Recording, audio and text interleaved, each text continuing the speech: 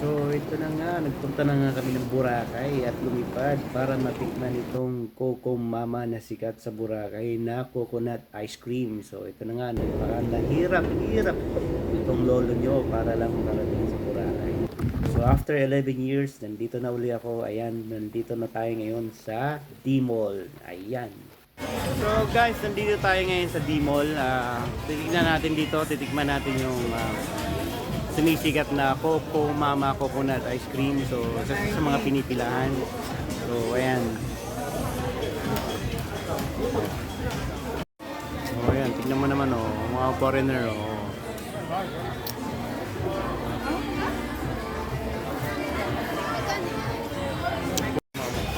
So ito na nga guys, karamihan pumipila rito mga Korean. So ayan, pipila rin tayo. Titikman natin, tatry natin. Gusto mo?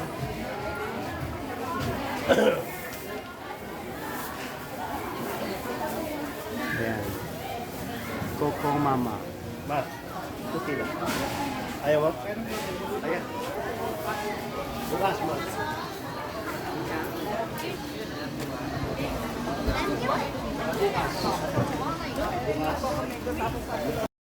So ito yung name ng store. Makikita nyo siya sa D-Mall dito sa Boracay. So tatry natin. Doon lang tayo sa original coconut. Yun lang kaya ng budget eh. Joke lang. So mas maganda kung original na lang yun. So 190. So yan yung price.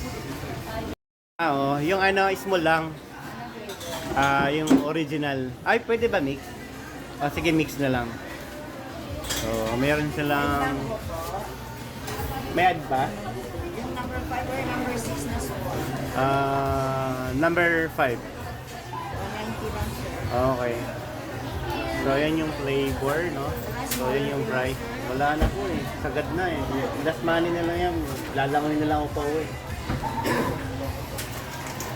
Ang 5,000 190 to 93.90. Yan yung price. So, para may idea kayo. So, ayan. Ito yung prepare na nila. Coconut lang yan? 1,000. Coconut lang sir. Okay, yung ano. Kasi may mango ba yun? Yung sa small? Sabi Wala. sir number 5 wala kang ba? Okay, sige. 800. Thank you.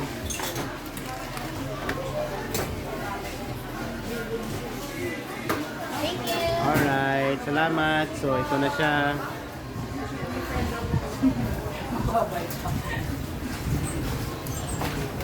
Guys, ito na nga yung Coco Mama. Tikman natin ito kung solid ba talaga. Coco Mama. Coco Mama. So, ice cream na may buko. Tingin ang buko. Parang ano, buko makapuno. Sarap. Kaya pala pinipilahan.